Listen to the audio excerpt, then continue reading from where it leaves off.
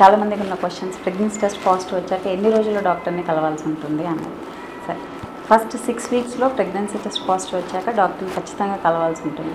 కలిసాక వాళ్ళు అవసరమైన blood test కానీ స్కాన్ కానీ చేయడం జరుగుతుంది. స్కాన్లో మనకి ఏం తెలుస్తుంది, ప్రెగ్నెన్సీ ఉందా లేదా, ఎన్ని వారాల ప్రెగ్నెన్సీ, హార్ట్ బీట్ ఉందా లేదా, లేకపోతే ప్రెగ్నెన్సీ ఎక్కడుంది, ఎక్టోపిక్స్ అలా ఏమైనా ఉన్నాయా, బేబీ చుట్టూ బ్లీడింగ్ అలా ఏమైనా ఉందా, ఒక ప్రెగ్నెన్సీ ఉందా, రెండు బేబీస్ ఉన్నాయా అనేది మనకు తెలుస్తుంది. తర్వాత ఓకే, అందరూ 6 వీక్స్లోనే కలవాలా లేదా ఇంకా ఎర్లీగా కలవాలా అనేది కూడా మనకి చాలామందికి ఉన్న డౌట్స్.